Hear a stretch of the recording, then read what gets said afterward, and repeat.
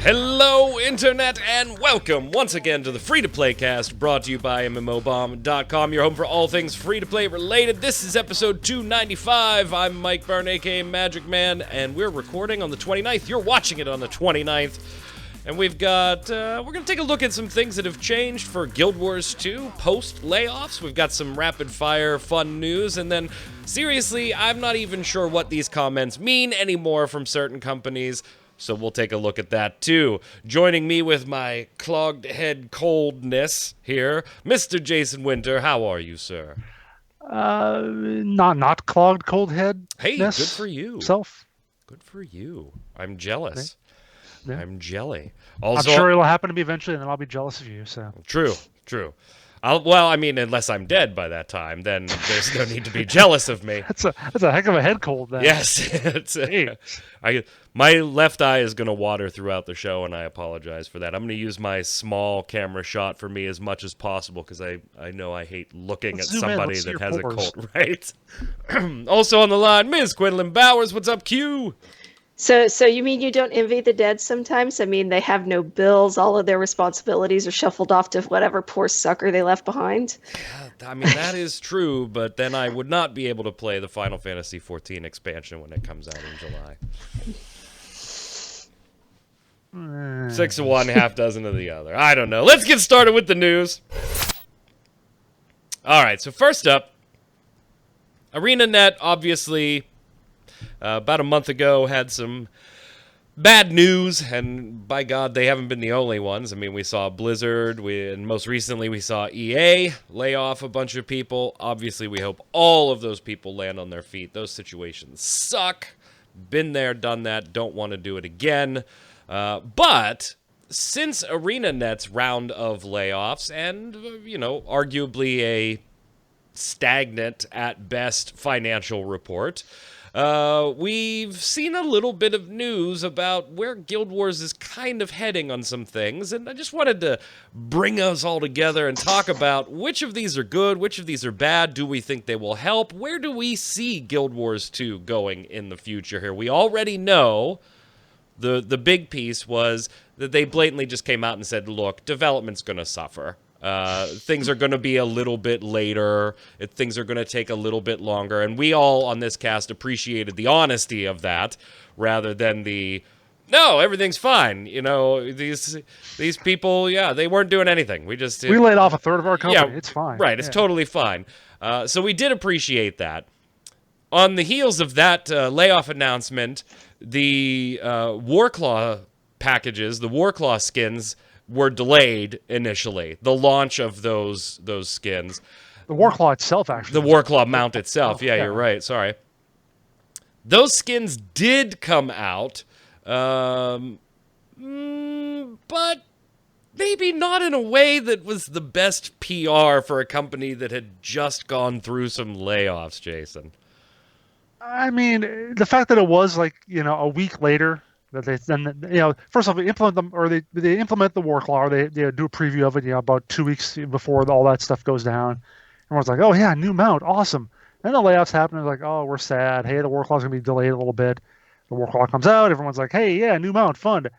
And then a week later, like, okay, now we want to sell you stuff for it. Yeah, okay, I don't want to bash them too much on that, and that's just poor timing is, what happened. I'm sure the people that were getting the marketing stuff ready weren't involved in the planning of, hey, we're going to have layoffs announced. Maybe there should have been a revisit and a delay. I don't know, but then you can argue the other side of that is we laid people off. Clearly, we're in a situation where we need money, so let's not be delaying things, Q, that we would sell and potentially make money. I don't want to bash them too much for this. The optics just kind of looked bad at the end of the day, in my opinion. I mean, but it's one of those things too, right? Like, you can't expect a company to quit doing business just because it laid people off. Right. Unless it lays everyone off, and then, what else can they do? But the whole, well, we've laid off our marketers, community management, whatever, that doesn't stop the rest of the company from doing whatever it is that they're going to be doing and doing the stuff they need to do to make money. So from the outside, it's like, well, that seems a little mean. You're doing this stuff to make money after you laid people off. Well, yeah, they're still a company. That's literally what they're there for. Yeah, that's why I kind of give them a little bit of ease on this one. Yeah, the optics look bad, but I don't think it was, anything malicious. It's just, business as usual as it can be after we've laid off a bunch of people. What I did find weird about this, Jason, was these damn skins were sold in a third way from the way these skins have previously been sold. So these ones differed from the previous two in the marketing packages that we've done here. In what way, Jason? Tell us a little bit about what happened with these ones.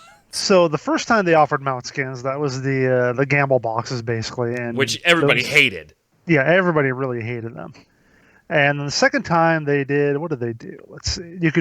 They offered a package of them. You could get multiples of them, but you could also buy them individually. And they were in the boxes. Yeah. That's what most of our feedback the first time around was. We don't care if you want to do the loot box thing. We hate them, but give us the option to buy them individually too. And so they did the second time around. Right. This time there's no RNG, no loot boxes at all, but you have to buy the whole pack at once. All $25 for 5 of them. You can't just buy a single one of them. So It's like they just keep this is a dartboard and they just keep throwing it. How do we sell our mount skins this time? Go ahead, and Kim. you would think that they would be smart enough to be like, so we sell all 5 of them for $25, or we sell them individually for like $6-7 a piece. Yeah, and entice the buy up. Entice the like upsell. make it a deal. But if you're selling the individual ones, and they only buy like 3 or 4, you're still making more money off them than you would just selling the whole.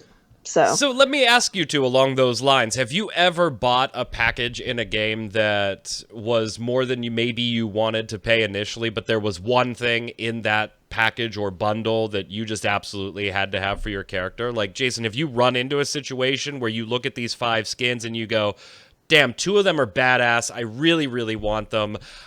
I don't care about the other 3. I don't like them. I don't like the colors, whatever. But I'll throw out the $25 because I really want those 2 skins. Or does a package have to appeal to you across the board before you start to consider the big spend? Hell no, I've never done that. I don't like to waste money, basically. And it even seems kind of weirder in this case, too, because it's a new mount. And all 5 of the skins go on that same mount. You can only use 1 at a time. Mm-hmm. So it's like, if I really did only like 1 or 2, I really would hate that I'd be paying for 3 or 4 that I would never use. Q? That just, ugh. I can't remember ever doing it. I think there's been times where I've been tempted, but it's not for skins for things. I rarely get excited about skins, but if it's like there's a bundle and it has this really cool pet that I want, plus maybe some I don't know, some other items that I don't care as much about, like I'll spend the money for a pet or an actual mount, and it just happens to come with other garbage. But I don't think I would do it like for skins per se. I used to, and I can't say I haven't done it. I'm sure I have. An example doesn't come to mind, but I could easily see, and Final Fantasy doesn't really do, Final Fantasy 14 doesn't do bundles. They have a cash shop, but it's, pick what you want, and here's the prices for it. Mounts and minions and stuff like that. So I could certainly see, like, minions and stuff like that I love collecting in that game. I could see me getting rocked $25 for a bundle if they did one that had 2 minions in it that I like and then a bunch of furnishings, which I don't freaking care about. So, and I'm sure I've done something similar in the past. You bought an 11 pack of WildStar. I did. I finally threw 10 of them away. I figured, hey, just for the shelf, I need 1 just to have the box up there. But it's right up there. Along with, I threw away a bunch of copies of Rift because I had like 4 or 5. from when it went free to play, but you could still use the codes from retail for stuff. So they were liquidating the shelves. I finally threw a bunch away just so I had one set of software. Anyway, I'm sure I've done it before. I'm sure I will do it again. Luckily, my game of choice for at the moment doesn't do that. But I will say that, like, do you remember Ion when they did, and they may still do it, I haven't used their cash shop in a while, they did the box queue. They do you do remember not that? do They don't that do that anymore. anymore? I Yeah, loved that. I liked it, but I did end up with stuff in it that it was just like, well, I've got this little cube I need to fill in. So Right, here's but that's a what I'm random thing talking that about. we never use. Right, but that's what I'm talking about. You got a bundle, and there was some things in it that, I wanted these two things, and hey, you know what? Let me just fill the little slots with it. I liked that, but that also had a huge difference, Jason, with player agency, right? You were able to, okay, I'm not as excited about this, but I have 2 slots, so which thing that takes up 2 slots do I just want to grab? I liked that type of stuff. I would love it if Final Fantasy did that. If you want this minion and this minion and this mount, go ahead, we'll buy all 3 and we'll take, 8% off of a purchase of 3 items or more. This I don't like. I would not buy this particular pack. And one of the big reasons is, Jason, you already pointed it out. It's 5 of something I can only possibly use 1 of at a time. So why do I need all 5? Let me buy the one that I want. To me, out of the 3, out of the 3 ways Guild Wars has done this, I still think the second is best, even though it has loot boxes, which I can't stand. Ideally, Q, I like your sell them each for $7 or all 5 for $25. Here you go. Have it that way, too. I think that's what they should do. Do you think, Jason, the next time around we're going to see a 4th offering for the way this works, something along the lines of Q's suggestion? Well, I think the first one was wildly unpopular, so they agreed never to do that. The second one, I would guess they just didn't make enough money off it. So they said, well, let's try something different. So if this makes enough money, they'll stick with it. If it doesn't, they'll try something else. I think there's a reasonable chance they will try something else, and who knows what it'll be. I think they're going to have to, Q, because I don't think this is going to yield the financial windfall or the financial boost that they think it's going to. And obviously, they're not banking the future of the game or anything on sales of one skins package. But I think when you package them like this with no individual option for it, you generally cut your market down pretty substantially. All 3 of us, this is a no-go simply because I don't want to spend $25 on 4 skins I don't care about or can't use because I'm using the other one. This is, like that top-tier Guild Wars 2 collector, gotta-have-it-all type person, and almost nobody else, right? See, it would almost make more sense, too, if they did it almost like, how MOBAs do it, where they do their packages, and they've got, it's not just, like, you get 2 or 3 skins, but they're for different things. Right, and you may not want all the skins, but they also have voice things. Like, they have other stuff in there that could make it a little bit more appealing versus, like you're saying, 5 skins for the same thing that you can only use 1 of at a time. It's just, like if it came with a skin for the mount and a skin for, I honestly don't play Guild Wars 2, but I assume there are pets running around behind you, but like something like that, or, a matching skin for your character, then I would see people being like, oh, this is a cool bundle, but just a bundle of things that you can only use 1 at a time for a single thing, like that seems way less appealing too. Absolutely. Other changes, though, non-cash shop related. Jason, I gotta believe that the whole inventory / loot acquisition, I gotta believe these were welcome changes on your side, right? What happened here? Well, it would be if I still played Guild Wars 2, but yeah, in general. So, I mean, you get just tons of crap in that game. Greens and blues, we call them, the crappy, useless loot. But you have to keep them all because you want to salvage them to get the materials, and then you have to do that, do this, and then blah, blah, blah, blah. So when the last expansion, Path of Fire, came out, they introduced something different. You wouldn't get them dropped individually. You wouldn't get, a green bow and a green sword and a green piece of armor. You'd get a piece of green loot, which you can then double-click to open up and see what it is, and so on and so forth. But they stack nicely. But that only occurs in the zones from the newest expansion. Right. Well, now they're expanding that to the other zones in the game. That's going to be part of I don't know when that patch goes live or if it already did or whatever. But yeah, basically that's going to make it a whole lot easier to collect loot, to get the big stack of 25 or whatever, instead of having 25 spots in your inventory all taken up by this junk. and then you can process it in mass or whatever. So They went into effect on the 26th, so Okay. a couple days ago. You're already able to do this, and yeah, this is generally a damn good change, and I do have to appreciate them as developers mentioning that you don't have to play inventory wars. Well, you play less inventory. Yeah, you play less inventory wars, so you got to at least appreciate that the ability know. to make fun of themselves, and they know. They absolutely know. So, yeah, check it out. Not a lot to talk about on that one. But we do have the Super Adventure Festival underway, coming back to Guild Wars 2. That started yesterday, runs until the 18th. Anything super new on that one, Jason, or is it kind of just par for the year-over-year event?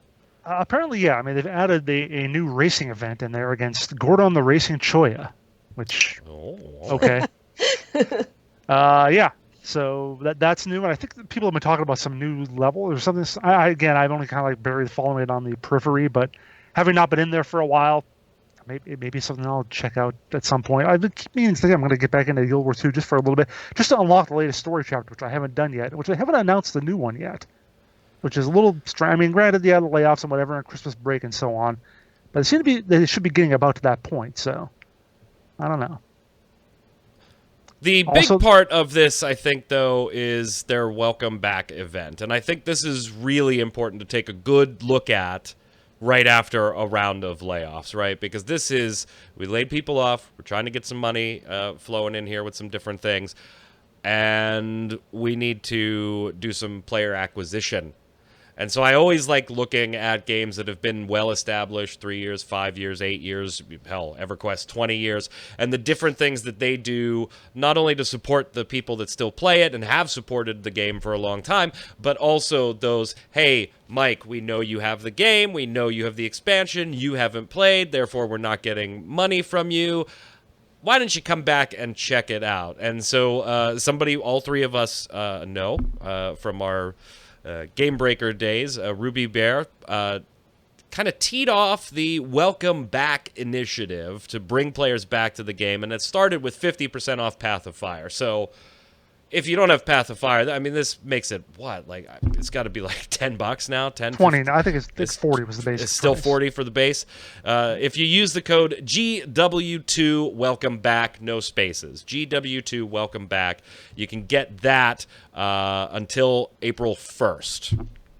I don't know if the discount expires April 1st. I know the first Living World Season 4 thing April 1st. So just do it. If you don't have it, $20, go get it. But then you can get the first Living World episode from Season 4 for free from the in-game shop. And I kind of dig this type of thing, Q. Let's get people involved in the newest content. We'll give it to you for free. Hopefully, we've made compelling enough content that you'll want to buy the next episode, the second episode, the third episode, etc. down the line. I like when companies put it on the line. I'm going to give you something free, and if I hope to get a sale, then what I've created needs to be good, engaging, compelling enough for you to want to give me X dollars for the next one. It's risky, but it shows that they have faith in what they've created. How do you see these types of little welcome back freebies, though, Q? I was thinking about it actually because it wasn't Guild Wars. I can't remember what game it is, but there's another game that's doing this kind of like, hey, you guys have been away for a while, or you're new players or whatever, so we're going to give you, stuff to help you out and get you started. And the players that are like, I've been here, I've been spending my money, I've been helping you out, and you're not giving us anything. Yeah. Kind of like it always causes a little bit of tension with the current player base when these things go off, because they're like, well, you owe us something for spending time here, and you're giving these people free stuff. I do like the idea of, if you have a game where some of your content is gated by money, that if you're really wanting to get new players in, you go ahead and give them at least a little bit of it, because that's always been a thing for me, like, with the comeback or the whole new player initiatives or whatever it is. It's like they try to give you this little bit of taste, but it's not really necessarily a taste of what's happening right now yes. in the game. It's like, well, we'll let you come and play this content that's like 3-4 years old for free, and that'll get you into the gate. And it's like, not really, because I can't play with anybody who's playing the current content, and I have no idea what's going on. So Yeah, I absolutely do love that it is current Living World season stuff that they're doing here, Jason. They're also partnering with a ton of different content creators, putting up guides to tips how to play, how to get back into it, referencing the wiki. This seems like a very well thought out, full packaged campaign to try and bring people back. At the end of the day, will it be successful, though, Jason? Is there enough here? For instance, you are even more invested in the game than I as far as our careers in Guild Wars 2. Does this make you want to pick it up and check it out? At least, the first episode and make a decision from there. Does it do anything for you? You're the target audience for this. Truthfully, I'm probably not, because I actually have played like the first parts of season 4. Like I think only like the last chapter or 2 I missed out on. I have them unlocked, so it's not like I can go back and do them whenever I wanted.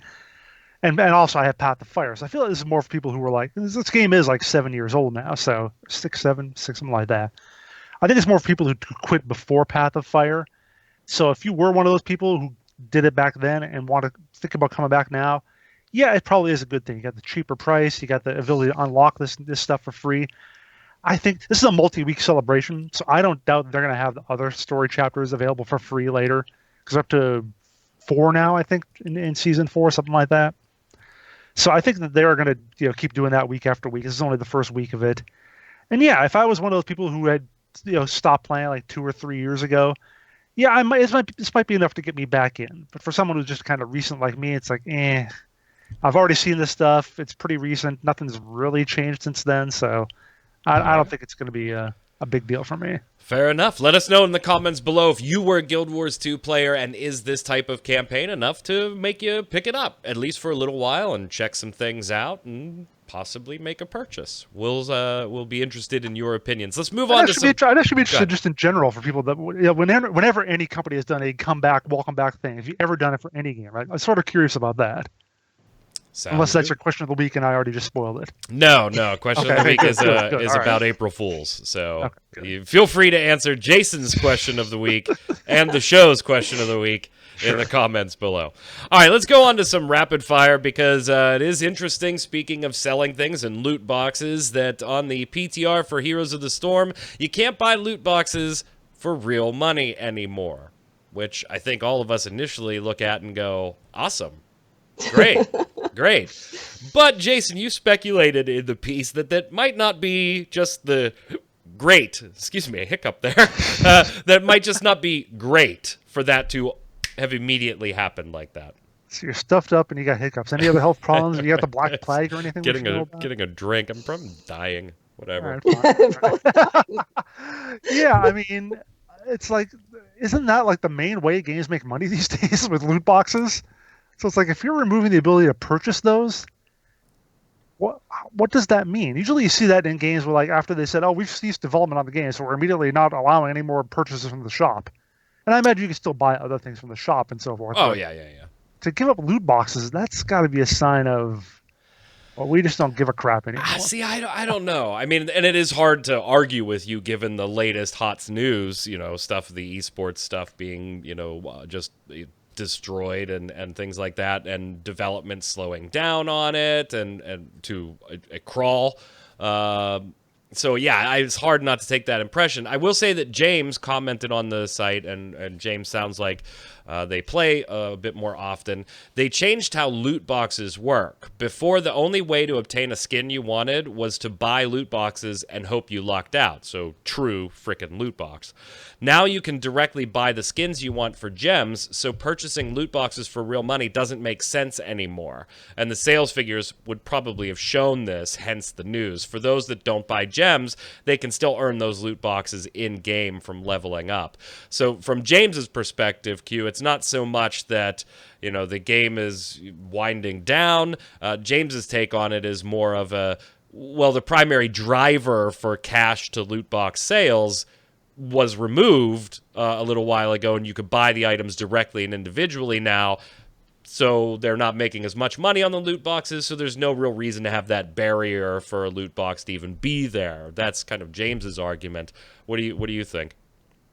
Honestly, when I first read the title before actually going in and reading the article, my first thought was, oh, is Blizzard maybe doing this preemptively because of the whole, government wanting to crack down on the loot same boxes thing too. Yeah, a preemptive withdrawal.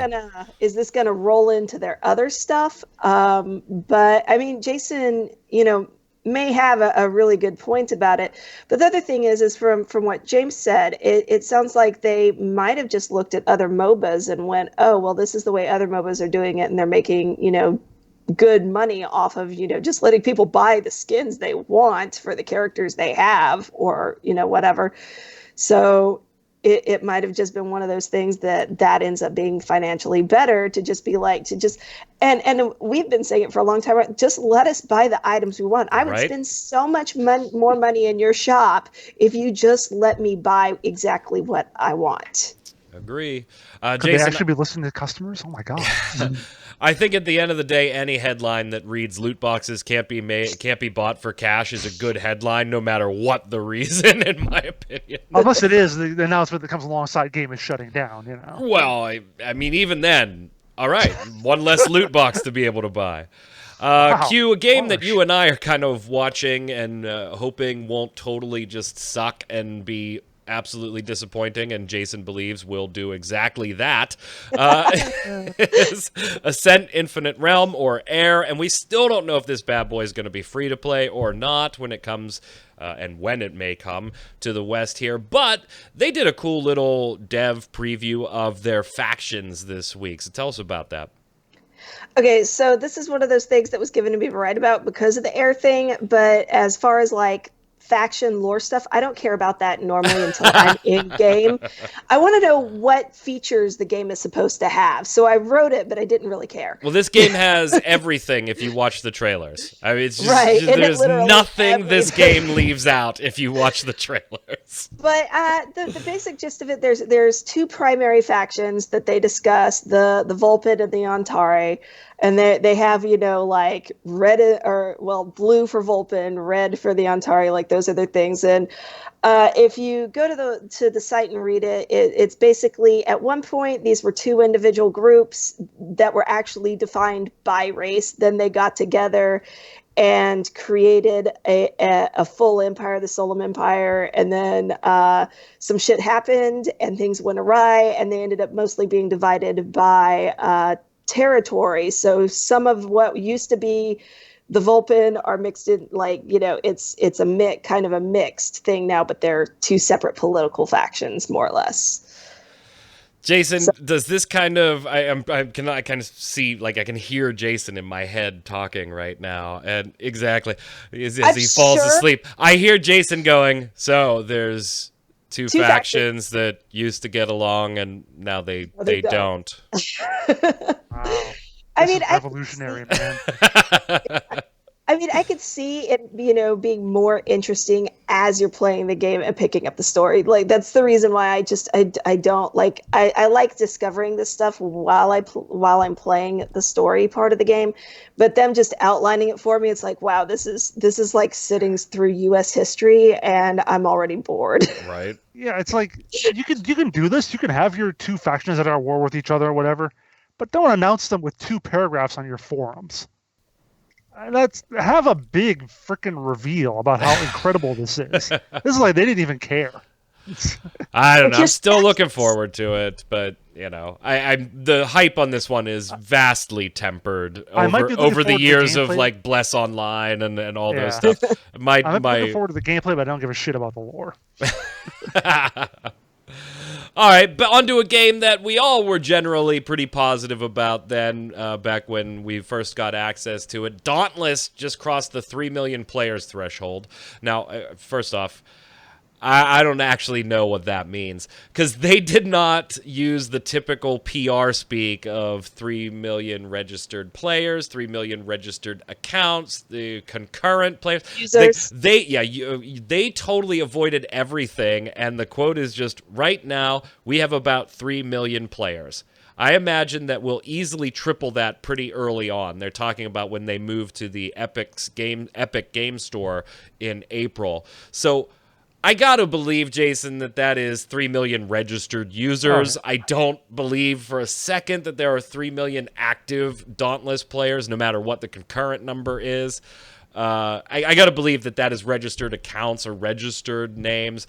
But they stayed so far away from any of those typical terms where we can parse what they were really saying, and just said, oh yeah, we have about 3 million players, which just kind of makes me go,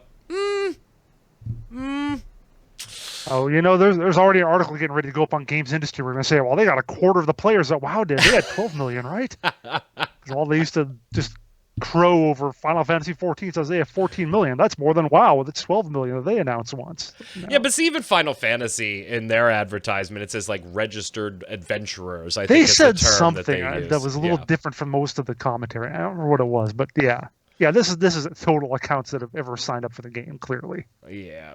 And they're projecting that they should have 3 times that when they launch on the Epic Game Store. Now, if you think about that, all right, they got Fortnite, right? 250 million people have played it, about almost 11 million concurrently. So that second number, as you point out in the article, is fine. That is enough to triple Dauntless's player base. So maybe it's a reasonable expectation. Sure, I think it's crazy to think that you're going to triple Dauntless's player base because you're going to the Epic Game Store. Just because you're getting it in front of bajillions of eyeballs, that's like saying, oh, well, they liked Fortnite, so they'll like this. This isn't remotely like Fortnite. It's a totally different genre, totally different audience. Do you think they could hit like the 9 million mark, Q, just by switching to the Epic Game Store and realistically maintain that? Oh, maintain? I mean, I honestly don't know. Now, here's the thing about the Epic Game Store, though. They pop up a different free-to-play game every 2 weeks, right? So unless the game is something really bad, I download every one of them. Now, if Dauntless functions like an old LGBT club that existed when I was in college, where if you showed up at one of their events, even just to be a spectator for a drag show, you counted as a member from then on out. So just by breathing, you are a registered player. I just like the comparison between Dauntless and a club like that. Where did that? Okay. It's the numbers thing. It's not, it's just that's the way this club functioned. If you showed up to a single one of their events, if you were sitting in their audience when they were counting how many people they had in their club to report to the school, you're a member. You were a member. You're a Dauntless player, Jason. Congrats. Well, I technically am. I have played. So yeah, same here.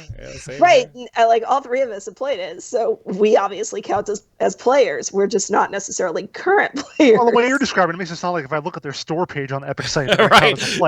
If your eyes gaze over an ad on our website. Count as a player. No. It's not like you drive by the sign for the show and you actually had to go to the show to be counted, so you would have to download the game. But, just, like I said, I've downloaded a bunch of the games on the Epic Game Store. I haven't played them yet, but I have them. So if it works that way. I think tripling this number is extremely optimistic, and that's being gentle, Jason. I don't think they triple that number.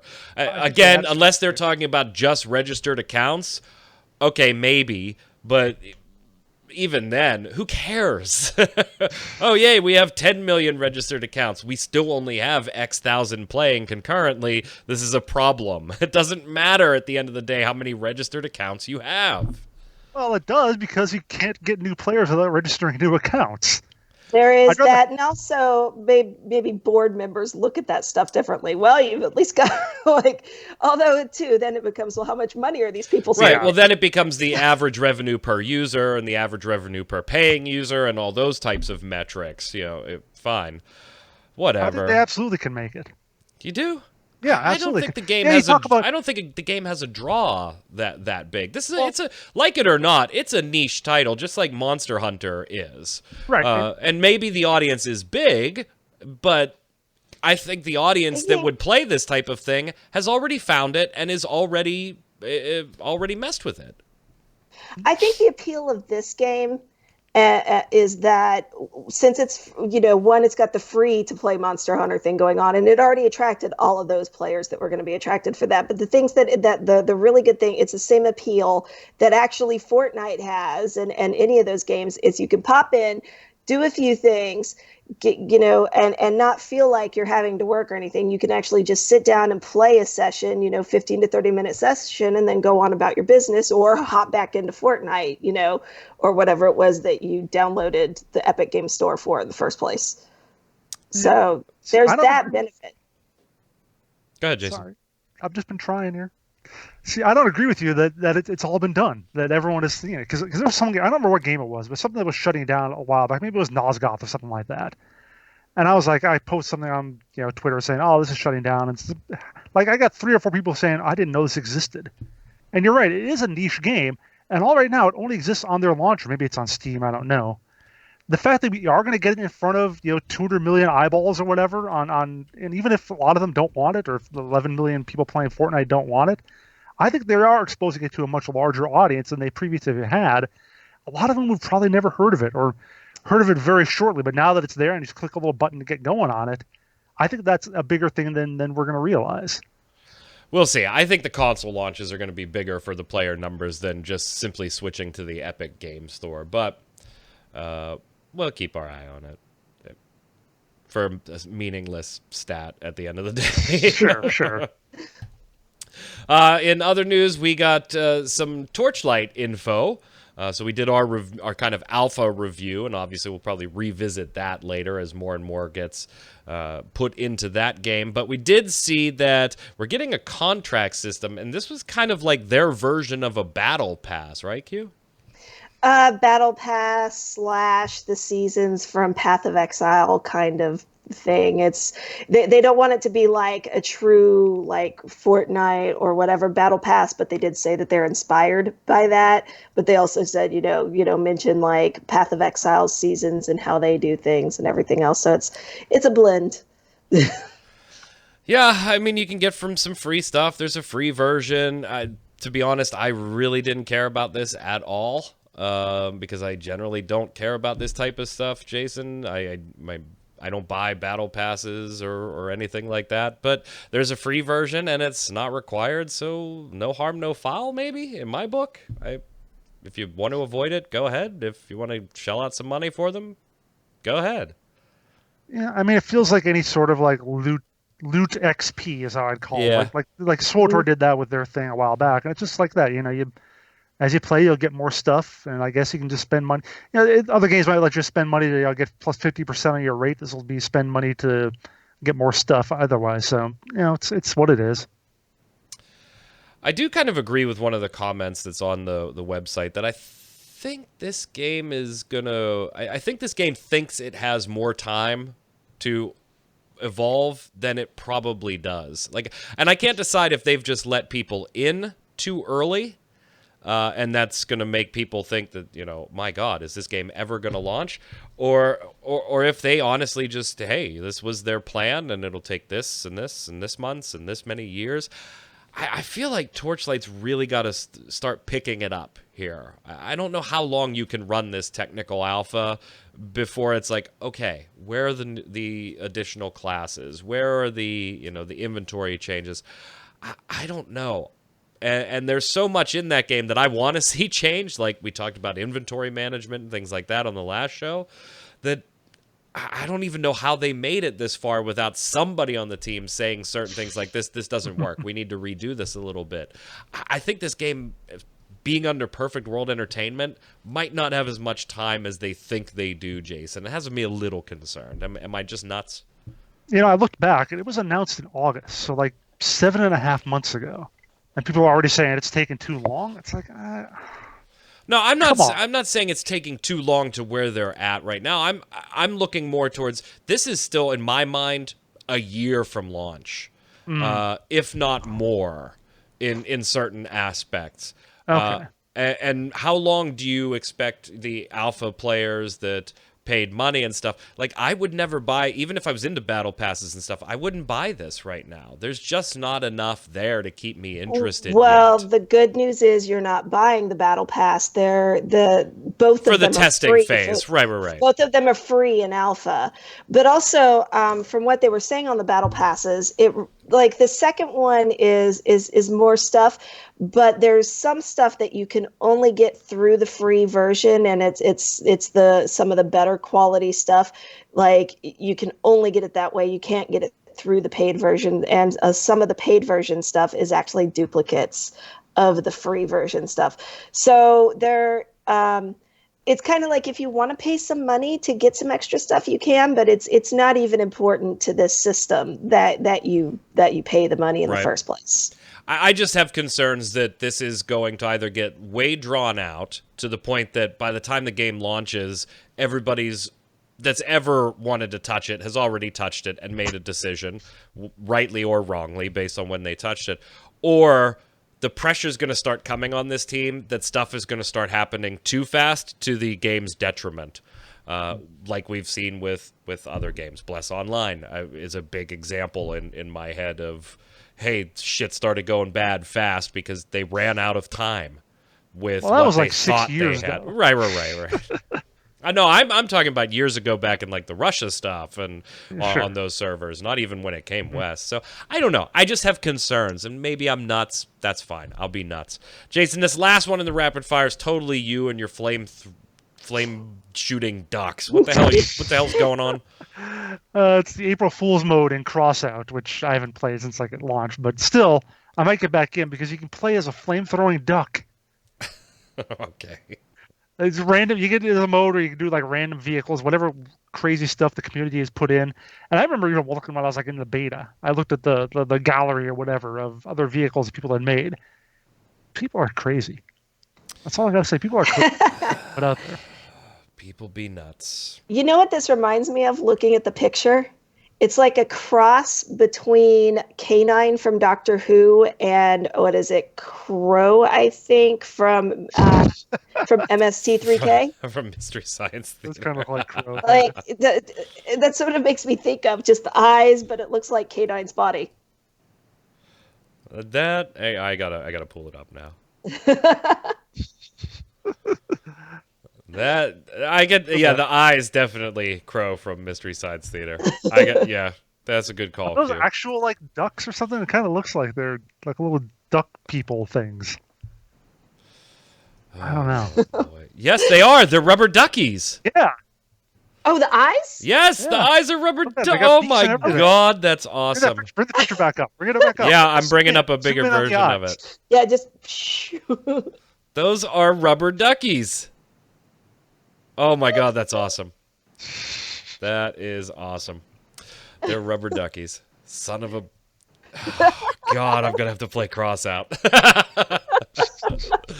All right, before we move on to the bombs, we've got some news from Daybreak Games via an interview about EverQuest Next. Yeah. So Russell Shanks, president of the company, way back when, told us that EQN was canceled because they just couldn't find the fun. And we kind of thought that was the dumbest thing we had ever heard. But also, if true, okay, I got to respect that. If you just put this stuff together and it just wasn't fun, and even you guys then cancel it. So there was a little bit of respect, even though it was kind of silly thing to hear. Well, Variety did an interview just this past week where they started talking about EverQuest Next with who was it? Longdale. Ollie Longdale. Who? Holly Longdale. Holly Longdale. Thank you. Couldn't remember her first name. It was bugging me. And some interesting things were said. And I'm going to read the quote, and then I'll get both of your reactions. So there was a real nugget of an idea there talking about EverQuest Next, but a technical hurdle the team just couldn't get over. All the other stuff that EverQuest is kind of got lost because it was focused on voxels in a dynamically generated changing world. There was not enough computational power. If people are digging holes, you have to update pathing for the entire world.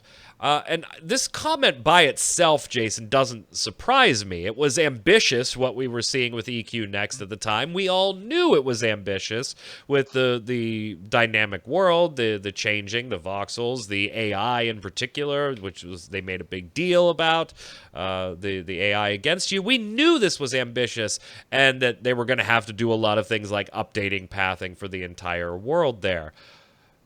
By itself, I would say, okay, yeah, that makes sense. We tried to do this, and it failed. But it doesn't make sense in this context to me because the game was advertised. This wasn't, hey, you didn't know we were working on something, but we were. Unfortunately, we're going to cancel it because what we wanted to do is just beyond our capabilities of this. This is coming after, years after EverQuest Next Landmark was out and being charged for, and EverQuest Next was being touted at all these different things with these fancy trailers showing off all of this different stuff as if it already worked, as if they had already figured out some of these challenges. Oh, by the way, also after, no, we totally had it. It just wasn't fun. That's why we canceled it. This was really bizarre, Jason. I don't know about bizarre as much as just infuriating and more examples of Daybreak never being able to tell the truth about anything. So, yeah, I mean, because you go back to Shank's comments, saying we accomplished incredible feats. Yeah, you made some nice videos. That's about all you did, honestly, as far as I can tell, because the parts that were actually incredible and groundbreaking, you just couldn't figure out. So I don't know, and Longdale goes on to say that if we did make another EverQuest Next, it would be more like EverQuest. Which, okay, on some level, yeah, that's what has got you here. It's what those people are still playing, but that won't really go anywhere probably. If you just make another game like something from 20 years ago, granted, it'll be updated to some degree, but I don't know. I just don't. I don't know what they do next. Here's what makes me mad about this one. If you went through a game's development cycle and you got to a point where you're just like, yeah, it's not coming together in a fun package, I can understand that being almost surprising to the team and pretty far along in the development cycle where you're like, all these different pieces, they're now coming together, but we're playing it, and surprisingly, it's just not fun. I can see a team being almost caught off guard by that being the case. If this is true, they knew this. There is no way you didn't know the things we're trying to do, we can't get to work. We're still trying to get them to work, and that's fine. But that was never even hinted at while you are still selling EverQuest Next Landmark packages. That, to me, is just wrong. That's just wrong. These types of things don't sneak up on you. If you're having technical hurdles with AI, world generation, pathing, you know that from the minute you start trying to build it, I'm having a hard time getting this to work. And so you iterate and you iterate and you iterate.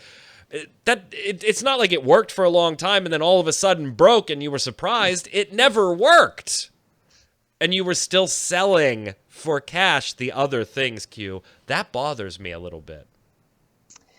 Well, yeah, if you know that the product you have is not working, but we're also in this entire thing now of everybody's just so willing to do early access or so willing to back something on, Kickstarter or whatever that's going to take 20 freaking years to come out, or, whatever it is. Like they they really jumped on that thing that was going on with players at that time too, where, the players, like, they just want to help make this thing that sounds like a really cool idea.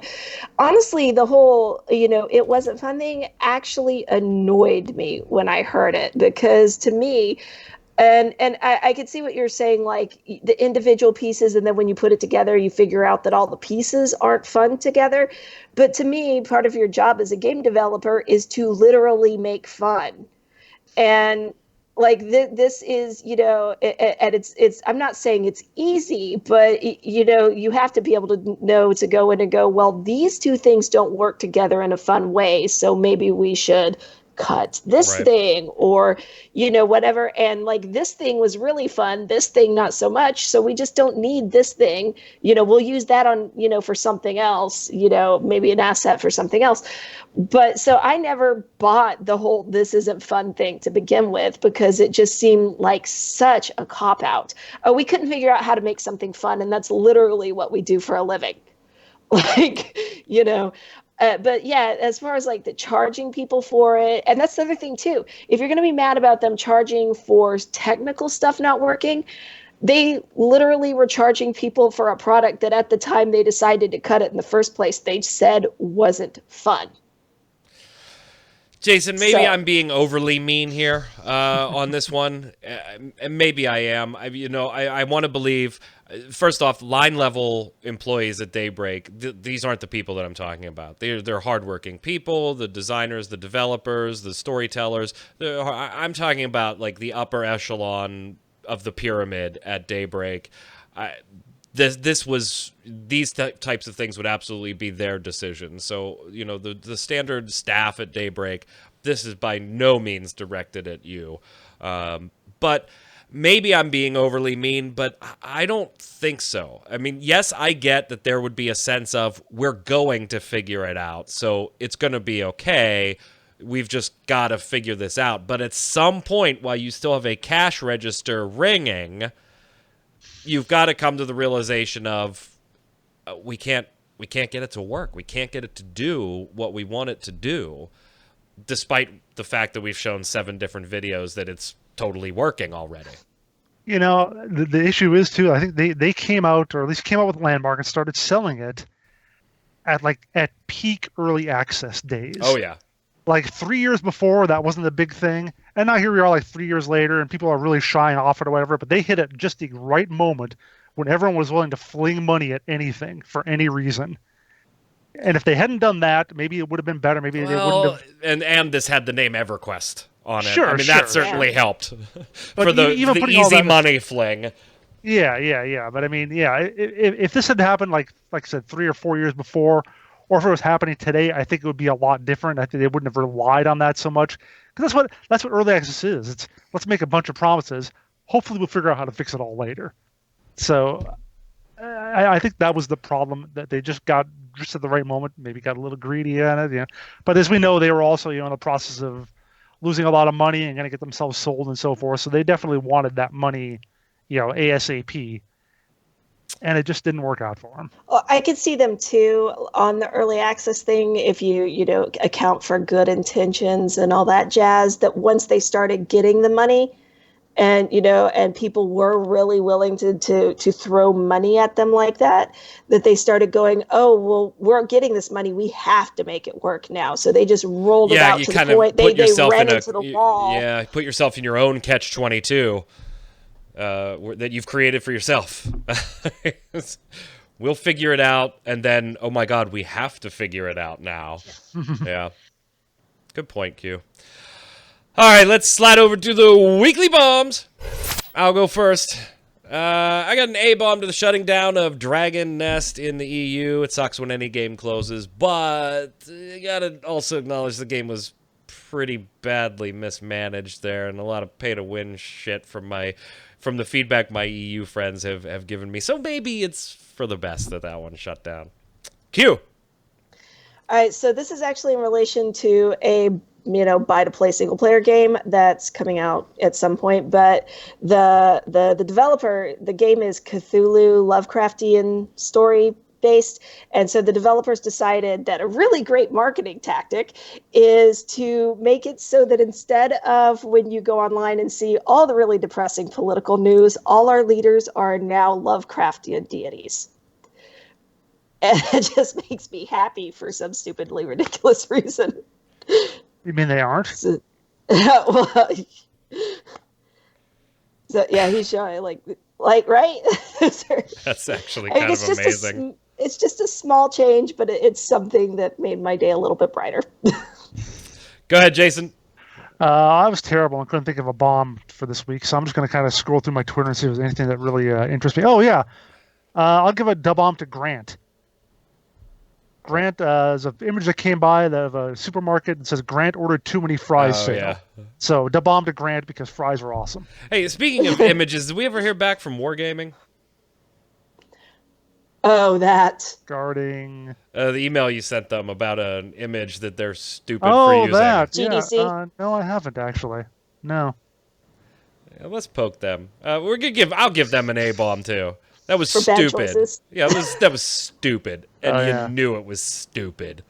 If you don't know what we're talking about, GDC image Wargaming used in a presentation, a pie chart that was just dumb. They were trying to be funny, but it was very insulting on a number of fronts. Yeah, it's almost like it had to be intentionally insulting. It was so obvious. From the viewers, Harkona says, regarding Torchlight, this is still clunky, but you can use the wardrobe object in your base to change loadouts. And yeah, you can. It's, instead of going there to your stash and piecing it, Harkona says, I kind of stick to my original guns on this one, though, and the whole idea of having to go back to my fort to do this at all and then go back to a new area was the deal. But you are right. You can speed up the switch, but you still got to go do the switch. Go ahead, Jason.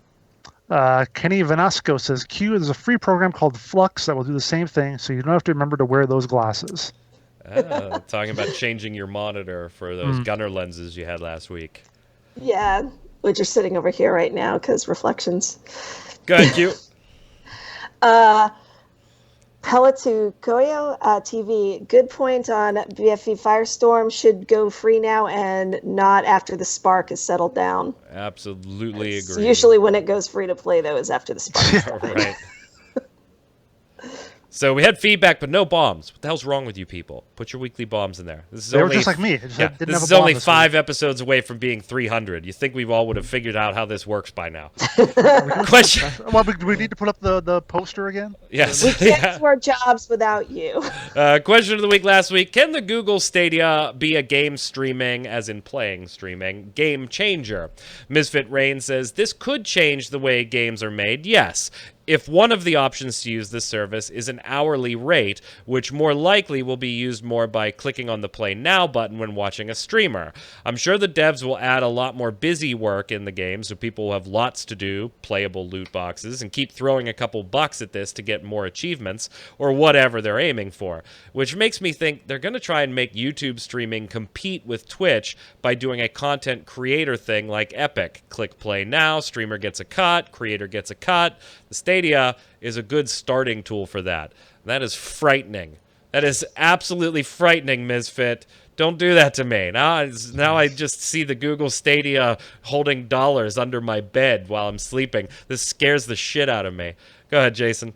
One-Eyed Wonder says, the Google thing in Europe will flop as most countries have low internet speeds for a service that needs a constant 25 plus unless you're one of the few people running fiber. It reminds me of a story I heard. I think when I was actually at the Armored Warfare thing a while back, they said that they were talking about World of Tanks and how they still need to be able to make their game to run on shitty laptops because that's what most of their Russian audience has. So you might be right there. That maybe it's improved over the past few years, but yeah, I could see that being an issue with a lot of places. Yep, here in the States, too. And Q, you made that point about particularly rural areas in the States for a service like this. And that's not even bad connection. That's just no connection in some of those areas. Our internet infrastructure is terrible in the U.S. It's just amazingly bad unless you're in a major... But even in major cities, if you've got Comcast or something or Cox or whoever, your internet's dropping half the time. And oh yeah, what was it, a couple months ago? The entire East Coast for Comcast was out. Yeah. Go ahead, Q. Take the next one. Where were we? Oh, Telvius. I was a part of Project Stream, or the Google Stream Gaming Beta. It was actually really, really good. I tried it multiple places, from libraries to coffee shops, etc., and was able to play Assassin's Creed Odyssey at ultra graphics at 60 FPS plus. When there are hiccups, basically the stream downgrades the graphics a bit so you can still play smoothly, but everything just gets a bit blurry. As for how much data you need is 25 Mbps. If you dip below that, that's when the degrades of images quality starts. As long as you use Google Chrome and have a decent internet, because both services minimums are 50, you can play pretty much any game with no problem. Yeah, but like I said, you're in coffee shops and libraries and places that actually kind of have an internet infrastructure, either their own or the cities.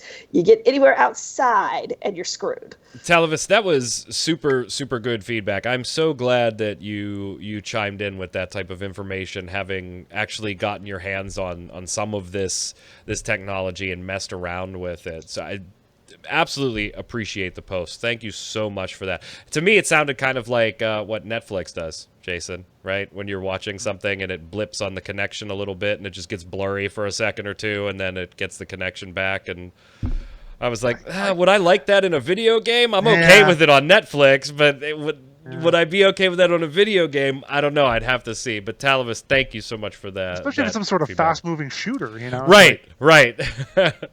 Raggerty says, does everyone not know about NVIDIA's GeForce Now service? It's what Stadia is going to be.